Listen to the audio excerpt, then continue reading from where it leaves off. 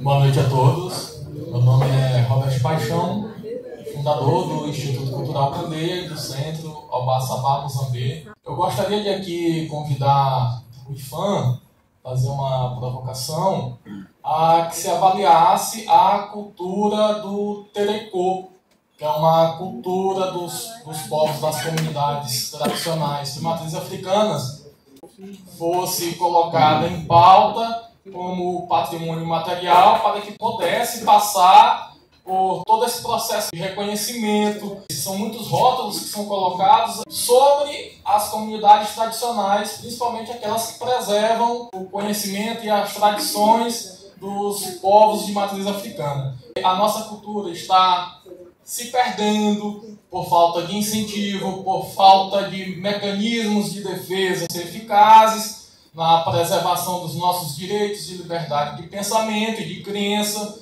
A partir dessa provocação, em nome das comunidades tradicionais do Vale do Pindaré, em nome também do Instituto Cultural Candeia e do Centro Albaçabá Muzambê, que a cultura do Terekô pudesse ser uma dessas culturas que passassem pelo processo de reconhecimento. Peço aos senhores responsáveis por fazerem esse trabalho que levem essa demanda adiante, pois não é apenas um anseio pessoal meu, mas de todo um coletivo que está se esmiuçando, que está se perdendo por falta dessas políticas de preservação.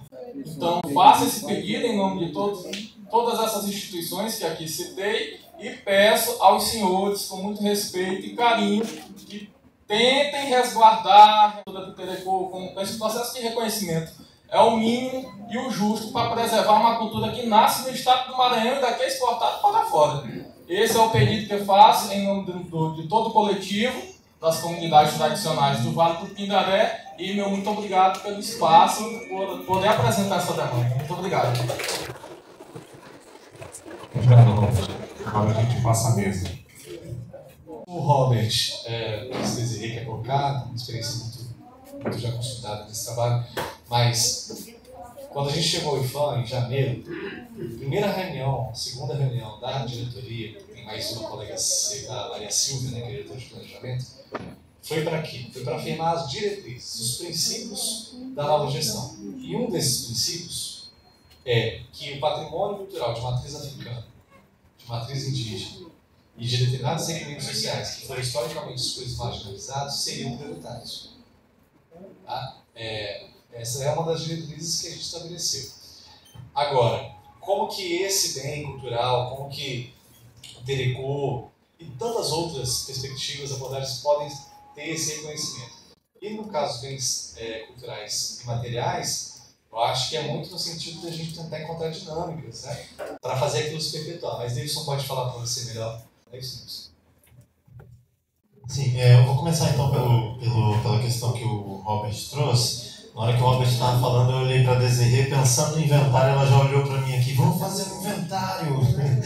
E por quê? Porque o inventário ele é um dos nossos instrumentos da política de salvaguarda do patrimônio material.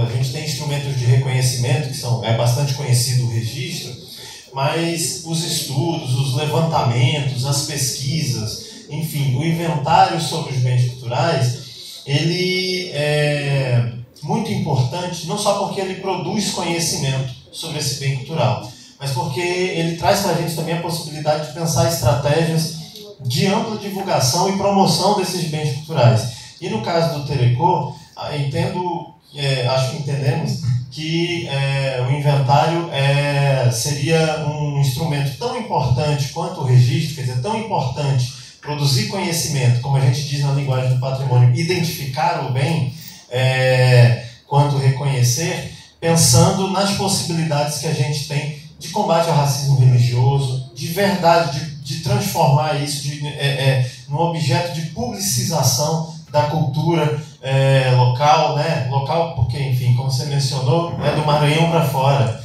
né? Então, eu acho que a gente pode pensar numa ação nesse sentido. O presidente mencionou que eu ia citar aqui que uma das diretrizes programáticas do IFAM esse ano foi pensar, né, a contemplar ações que desse conta do universo cultural indígena e de matriz africana. E dentro do Departamento de Patrimônio Imaterial, a gente já pensa seriamente em recomendar à diretoria colegiada, ao presidente, que no ano que vem o edital do PNPI do ano que vem seja voltado exclusivamente para essas duas, vamos dizer, para esses dois grupos sociais que são, nos termos que diz a Constituição Federal, grupos formadores da sociedade brasileira. A gente já teve isso lá atrás, edital do PNPI voltado exclusivamente para povos e comunidades de matriz africana, e acho que a partir do ano que vem estamos construindo essa possibilidade. Mas me anima muito a possibilidade da gente fazer um inventário, né?